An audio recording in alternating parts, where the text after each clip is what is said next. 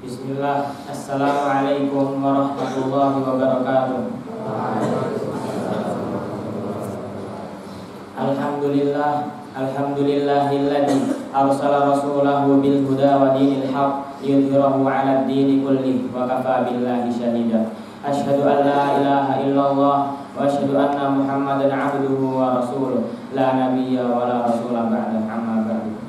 Segala puji bagi Allah Rabb semesta alam yang telah memberikan kita nikmat begitu banyak sehingga kita tidak dapat bisa menghitung nikmat tersebut.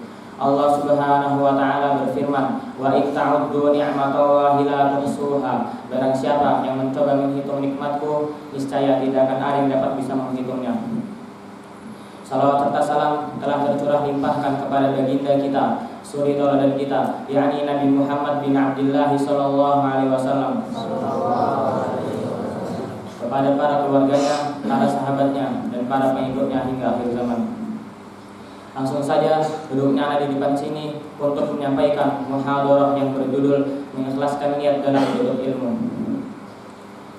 Dalam menuntut ilmu kita harus ikhlas karena Allah Ta'ala. Seseorang tidak akan mendapatkan ilmu yang bermanfaat jika ia tidak mengikhlaskan niatnya karena Allah. Banyak sekali ayat-ayat Al-Quran dan hadis-hadis Nabi SAW yang memerintahkan kita untuk ikhlas.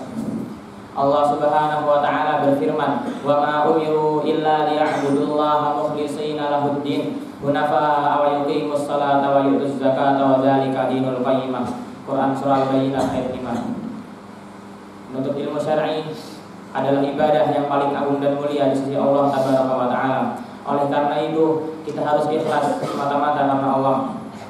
Rasulullah sallallahu alaihi wasallam bersabda, "Innamal a'malu binniyat wa innamal likulli imri'in ma nawa. Faman kanat hijratuhu ila Allah wa rasulih, fa hijratuhu ila Allah wa rasulih. Wa man kanat hijratuhu lidunya yusibuha aw imra'atin yankihuha, fa hijratuhu ila ma hajara ilaihi." Muttafaqun alaih.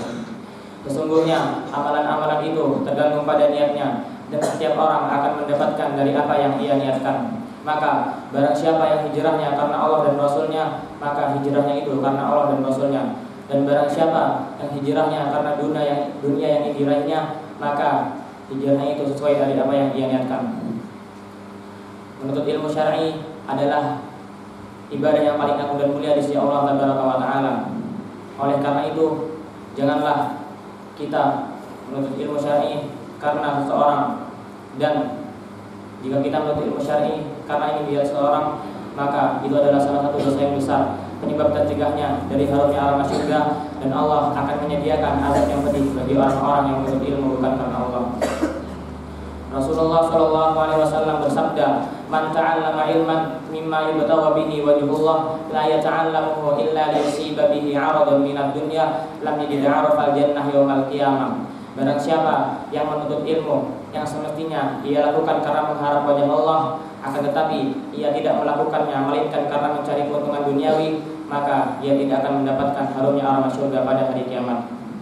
Bahkan orang-orang yang menuntut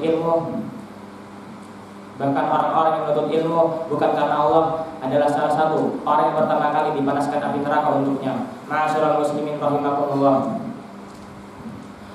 Para ulama dan para pendahulu kita yang saleh telah memberikan kita motivasi agar ikhlas dalam menuntut ilmu, dan memberikan peringatan yang keras bagi orang-orang yang menuntut ilmu bukan karena Allah. Israil bin Yunus rahimahullah mengatakan, barang siapa yang menuntut ilmu karena Allah, maka ia akan bahagia dan mulia di dunia dan di akhirat. Dan barang siapa yang menuntut ilmu bukan karena Allah, maka ia akan merugi di dunia maupun di akhirat.